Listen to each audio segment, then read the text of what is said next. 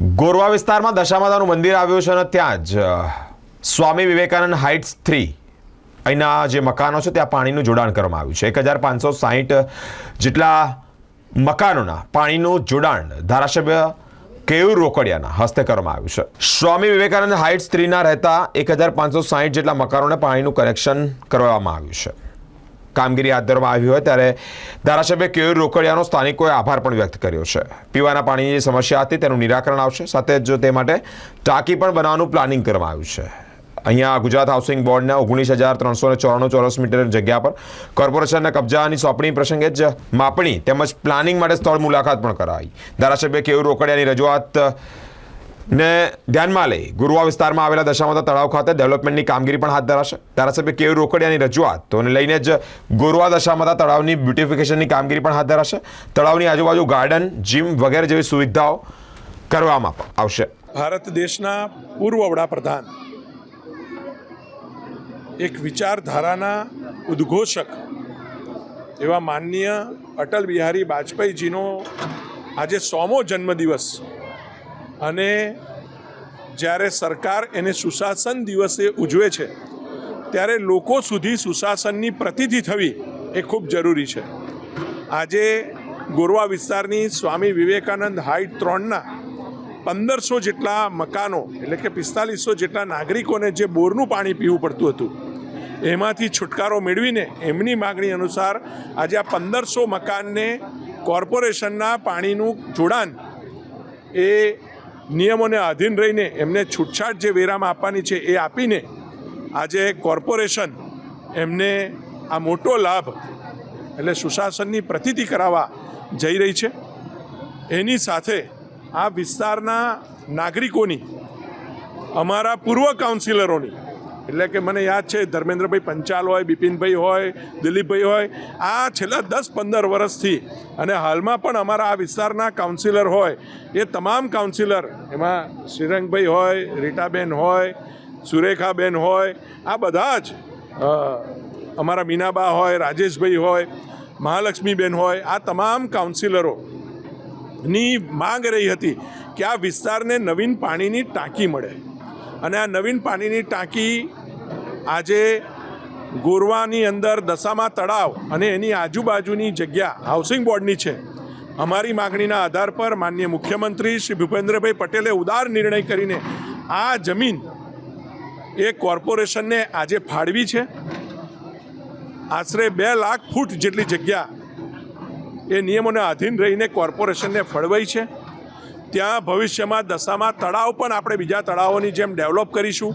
બાજુમાં સરસ મજાનો આ વિસ્તારની અંદર સેન્ટરમાં ગાર્ડન બનાવીશું અને એની બાજુમાં પાણીની ટાંકી સંપ સાથેની 21 લાખ લીટરની પાણીની ટાંકી અને સંપ આશરે 60થી 80 લાખ લીટરનો સંપ, જે આ વિસ્તારની અંદર પાણીના નાના મોટા પ્રશ્નો હોય, જે પ્રેશરના પ્રશ્નો હોય, આ તમામનું નિરાકરણ આ ગોરવા સમતા એટલે વોર્ડ નંબર 9, 8 અને 11ના ત્રિવેણી સંગમ પર આ જે થવાનો છે અને એના કારણે આ વિસ્તારના તમામ નાગરિકોના પ્રશ્નોનું, પાણીના પ્રશ્નોનું નિરાકરણ થવાનું છે।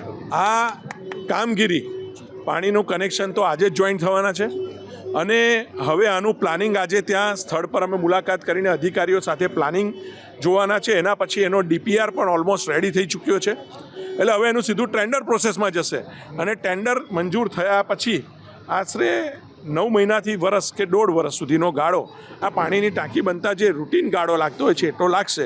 હું માનું છું 1.5 વર્ષની અંદર પાણીની ટાંકી બની જશે અને લોકોના પ્રશ્નોનું નિરાકરણ થવાનું છે। છેલ્લા ઘણા વર્ષોથી દશામા તળાવ ગુજરાત હાઉસિંગ બોર્ડની જગ્યામાં હોવાના કારણે વડોદરા કોર્પોરેશન એમાં કોઈ ડેવલપમેન્ટ કરી નહોતું શકતું। એ તળાવને હવે રાજ્ય સરકારે માન્ય ધારાસભ્યશ્રીના પ્રયત્નથી અને વોર્ડ 11ના કાર્યકર્તાઓ, કાઉન્સિલરોના પ્રયત્નથી કોર્પોરેશનને ગઈકાલે સોંપ્યું છે અને હવે આ જગ્યા ઉપર આ વિસ્તારના નાગરિકો માટે એક ગાર્ડન અને પાણીની સુવિધા માટે એક પાણીની ટાંકી જે જગ્યા આપી છે એમાં અમે સુવિધા ઊભી કરવા જઈ રહ્યા છે અને સાથે સાથે આ તળાવને ડેવલપ કરી, બ્યુટિફિકેશન કરી અને અનેક વિવિધ અહીંયા લોકોને ઉપયોગી થાય એવી યોજનાઓ લાવીશું।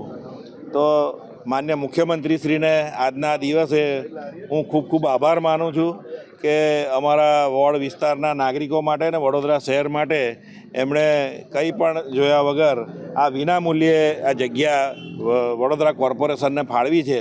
તો ફરી એક વખત હું મુખ્યમંત્રીશ્રીનો આભાર માનું છું અને આ વિસ્તારના ધારાસભ્ય શ્રી કેયુરભાઈ રોકડિયાનો પણ આભાર માનું છું કે અમારી જે માગણી હતી એને વાચા આપી એમણે અને ગાંધીનગરમાં રજૂઆત કરી અને આજે આ સફળ રીતે અમે આ મેળવવામાં સફળ રહ્યા છીએ. આજરોજ સયાજીગંજ વિધાનસભાના ધારાસભ્ય શ્રી કેયુરભાઈ રોકડિયાના માધ્યમથી દશામા તળાવ પાસે આવેલી જગ્યાની અંદર તળાવને ડેવલપમેન્ટ કરવું અને સાથે ઘણા વર્ષોથી જ્યારે પૂર્વ કાઉન્સિલર રાજેશભાઈ આયરે હોય, સાથે ધર્મેન્દ્ર પંચાલ હોય, એવા દરેક પૂર્વ કાઉન્સિલરોની જ્યારે રજૂઆત રહેલી છે એ રજૂઆતને ધ્યાનમાં રાખીને અને સાથે હાલમાં અમે ચારેય કાઉન્સિલર એટલે ઇલેક્શન વોર્ડ નંબર 9ના હું શ્રીરંગ આયરે, સાથે મારા ત્રણેય સાથી કાઉન્સિલર, વોર્ડ નંબર 11ના કાઉન્સિલરો, 8ના કાઉન્સિલર, આ તમામ કાઉન્સિલરોને રજૂઆતની ધ્યાનમાં રાખીને છેલ્લા કેટલાય સમયથી પાણીના પ્રેશરને લઈને વિષય આવતો હતો. પાણીનું જ્યારે પણ વિષયનો પ્રશ્ન આવે અને વિષયની સાથે સભાની અંદર રજૂઆત કરવી પડે તો એ રજૂઆતને ધ્યાનમાં રાખીને સયાજીગંજ વિધાનસભાના ધારાસભ્યશ્રીએ માનનીય મુખ્યમંત્રી શ્રી પાસે જઈને રજૂઆત કરી અને રજૂઆતને ધ્યાનમાં રાખીને જે હાઉસિંગ બોર્ડ પાસે રહેલી જે જગ્યાઓ છે તેની અંદરથી જ પાણીની ટાંકી માટેની 19,460 સમથિંગ ચોરસ મીટરની જગ્યા ફાળવવામાં આવી છે. એટલે કે 2 લાખ સ્ક્વેર ફૂટ જેટલી જગ્યા આપવામાં આવશે, જેની અંદર તમામ જે દશામા તળાવનું ડેવલપિંગ છે, સાથે લક્ષ્મીપુરા પાણીની ટાંકી તેનું પણ અહીંયા ડેવલપિંગ થશે. એટલે વર્ષોથી થતી રજૂઆતને આજના દિવસે તેના પર આગળ સારા કામ થવા જઈ રહ્યા છે. ત્યારે સયાજીગંજ વિધાનસભાના ધારાસભ્ય શ્રી કેયુરભાઈ રોકડિયાને ખૂબ ખૂબ શુભેચ્છા પાઠવું છું. સાથે માનનીય મુખ્યમંત્રી શ્રી ભૂપેન્દ્રભાઈ પટેલ સાહેબનો પણ અમે ખૂબ ખૂબ આભાર માનીએ છીએ. અને વિસ્તાર વતી તમામ લોકોને ખૂબ તકલીફ પડતી હતી. 1.5 લાખ કરતાં પણ વધારે લોકોને જ્યારે આ તકલીફ પડતી હોય તો તેનું નિરાકરણ થવા જઈ રહ્યું છે. ત્યારે તમામ એ લોકોને પણ ખૂબ ખૂબ શુભેચ્છા પાઠવું છું કે આવનારા સમયમાં તમારા પાણીના પ્રશ્ન જલ્દીથી જલ્દી દૂર થાય તેવા જ ભારતીય જનતા પાર્ટી દ્વારા પ્રયત્નો થઈ રહ્યા છે અને આવનારા સમયમાં તેના પર આગળ કાર્યવાહી પણ થવાની છે.